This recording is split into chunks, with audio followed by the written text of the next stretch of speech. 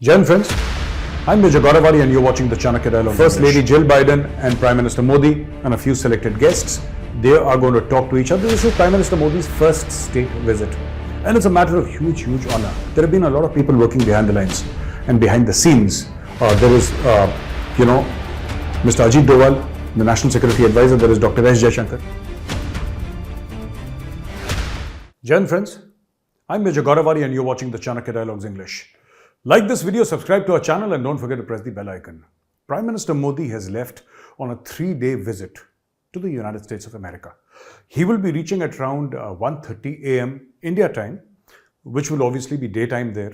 It'll be daylight hours in the United States of America, and there he will be welcomed by, the government of the United States of America, the State Department people, but above all, by the Indian diaspora, who are, I believe, I've spoken to a couple of them and they're taking flights from all over. There are some in Mexico, there are some in Canada, there are some in neighboring countries, and all of them are taking flights. Some are even coming as far as from Europe. They're coming, landing in the US and plan a very warm and a massive welcome. And one of them said that Prime Minister Modi will never forget the kind of welcome that we give him. He's landing at the Andrew Air Force Base. So what's going to happen is after this welcome, he's going to also engage with, all these top CEOs and presidents of multinational companies who have made India so proud. People like Satya Nadella or Sundar Pichai, and now the World Bank president, Ajay Banga, is also of Indian origin. And then there are so many. I mean, you name Adobe, there are, you look at any other company, mostly tech companies. Indians are heading those companies, and Prime Minister Modi is going to engage with them. Then there is the International Yoga Day, which he plans to attend, and this will be in the United Nations building premises. He's going to celebrate the International Yoga Day. He'll be doing yoga, lots of people doing yoga with him, post which he's going to sit for dinner with, and it's a private dinner, President Joe Biden, First Lady Jill Biden and Prime Minister Modi and a few selected guests. They are going to talk to each other. This is Prime Minister Modi's first state visit. And it's a matter of huge honor. On the third day, Prime Minister Modi is going to address a joint session of the US Congress.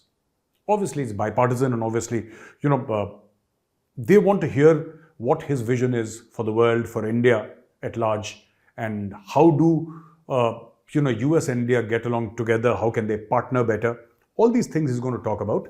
But most importantly, there have been a lot of people working behind the lines and behind the scenes. There is, Mr. Ajit Doval, the National Security Advisor. There is Dr. S. Jaishankar, right?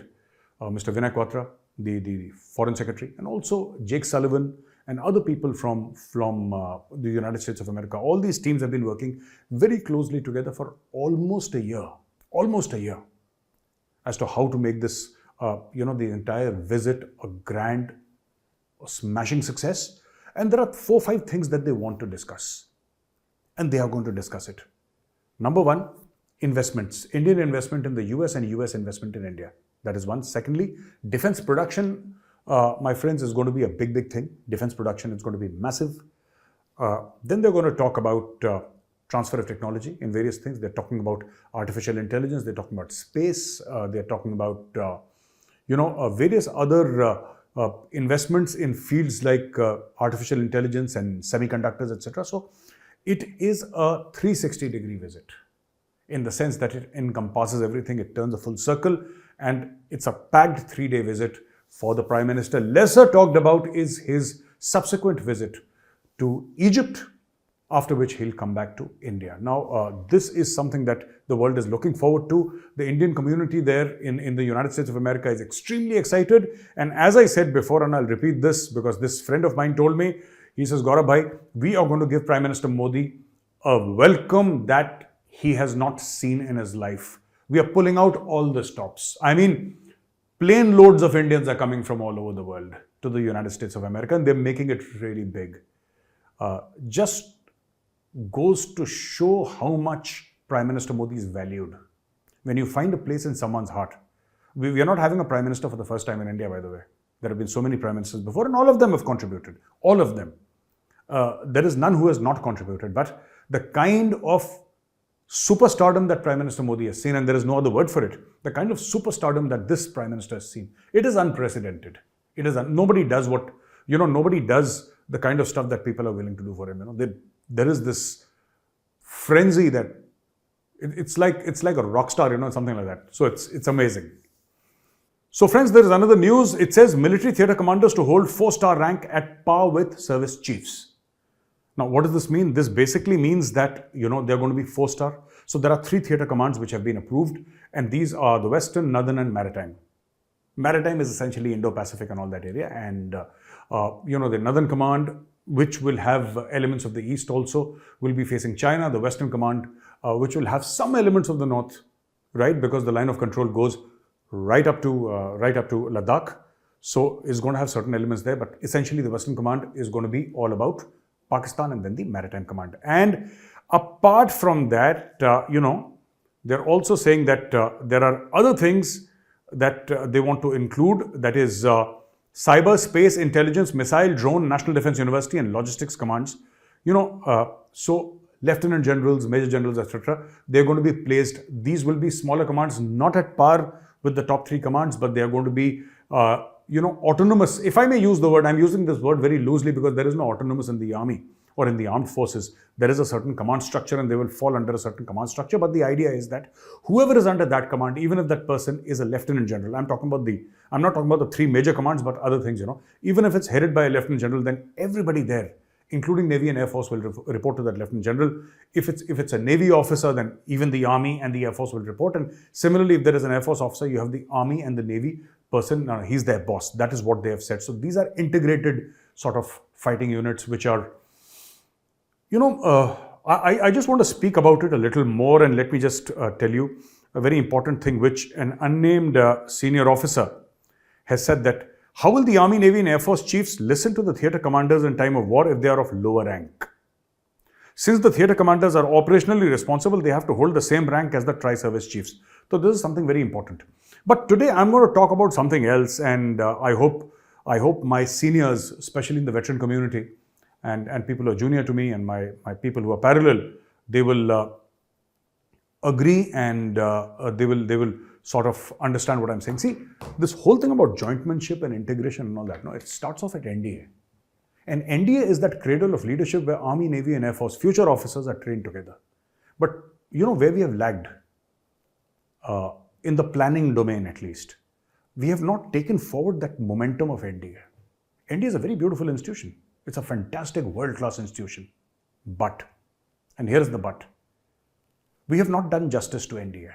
We have not taken forward the legacy of the NDA, right?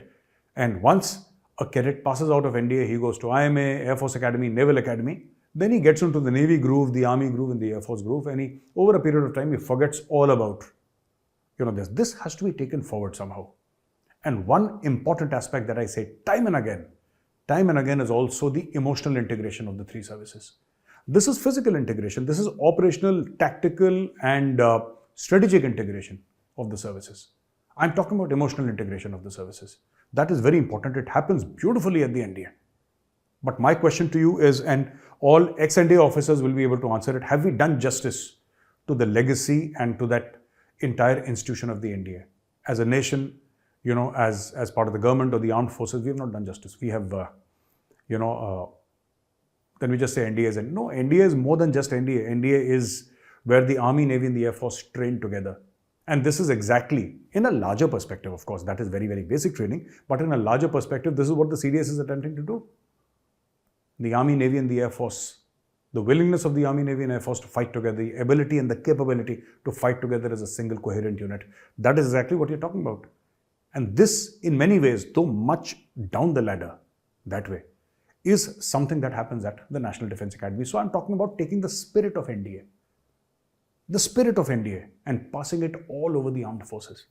I'm not from NDA, but I recognize that NDA is not just about training. NDA is about emotional integration of the armed forces. This is what I've realized, Training is pretty much the same everywhere. OTA, IMA, NDA.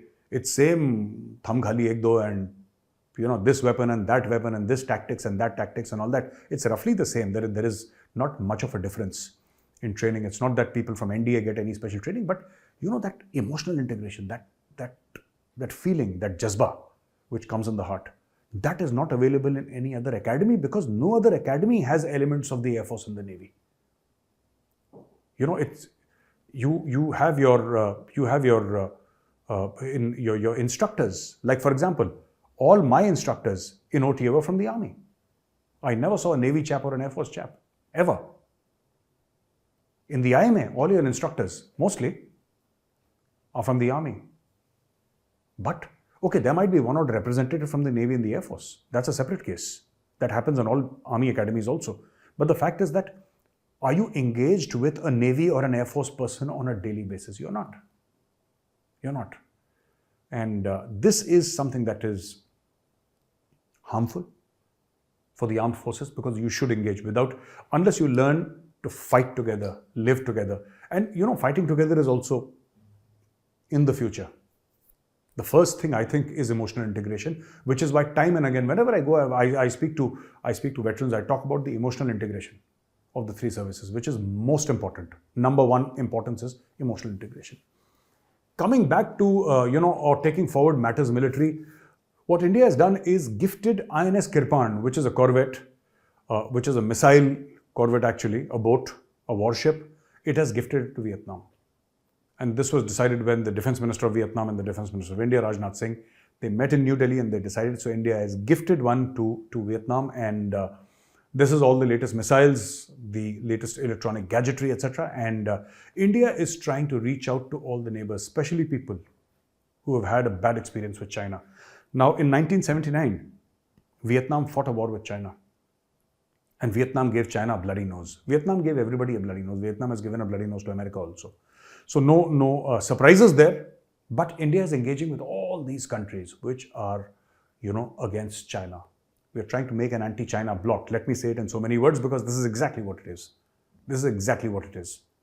Getting together and saying that China is the enemy. People must recognize China to be the enemy. Even if we have $125, $130 billion of annual trade, this trade must come down. We must decouple with China, and we must have the military capability to give China a bloody nose. And the last news of the day, ladies and gentlemen, Indigo, our domestic airline, is going to buy 500 Airbus planes, and it has broken Air India's previous record of 470 aircraft deal. Now, this 500 aircraft deal is supposed to be upward of 50 billion US dollars, right? And it is the largest deal in the history of modern aviation. There has been no bigger deal. The last big deal, the second biggest deal, was also Indian. It was done by the Tatas for Air India, and now this is now the first. So, ladies and gentlemen, Indigo wants to take advantage of India's growing middle class with its new aspirations. People want to fly. And there are people who are coming out from poverty into the middle class every year, and they're coming out by the millions. And obviously, these people are earning more as India's economy gets better and better, bigger and bigger. People with aspirations, people want to fly. And honestly, I think while we need more aircraft, we also need larger airports, because, it's great that tourism is back in Srinagar, or Kashmir rather. It's great that, this tourism is there, but the airport is too small. Just to tell you, the Srinagar airport is just too small, ladies and gentlemen. So, ladies and gentlemen, now coming to question and answers, it's called Ask Major. Abhinav asks, Turkey is able to make the world-class drones and rifles and export them. Even Zelensky thanked Erdogan for their drones given to Ukraine. We are struggling to make armed drones and indigenous rifles. Forget about export. I see only BrahMos missile in demand. What is the feedback of Pinaka rockets? Sir, I would not know about the feedback of Pinaka rockets that we have given to Armenia, but I've seen Pinaka rockets in India. I think they're fantastic, and they're great. And you're right, we have not been able to make a decent rifle. We should have. Atmanirbhar Bharat is all about that, and now we are sort of, putting our shoulder to the wheel and trying to get things done. We have not had much success in military manufacturing, but we're doing that now. Utkarsh Bharadwaj says, Jayan sir, Jayan Utkarshi, apart from politics, which one event in your life has been the biggest so far? Would you like to share your experience with us as a student? I'm willing to learn from you. Apart from politics, I'm not in politics, Utkarshji, and the biggest event that has happened in my life is on the 5th of March 1994, when I passed out of Officers Training Academy, Madras, which is now Chennai. And the last question is Darshan. Hello Major. Hello Darshanji. I have a question. What are the progress on army bases in Andaman Islands? Can there be strategic ties with Myanmar to have a base there to guard Pacific Ocean? Darshanji, there is a lot of work going on in Andaman, and as far as Myanmar is concerned, so they have an island, we have an island, right? What is happening there is not yet known because it is too far away from Port Blair to control. So who controls it? What is that? I think these things are confidential, which I won't know about, so I'll not comment. But yes, are the Andaman Islands being used militarily? Definitely. Are we building bases? Definitely. What kind of things are we building? Better not be discussed on an open platform. So ladies and gentlemen, thank you very much for watching this video. If you like this video, press like, subscribe to our channel, and don't forget to press the bell icon. Jai Hind, Vande Mataram, Bharat Mata ki Jai.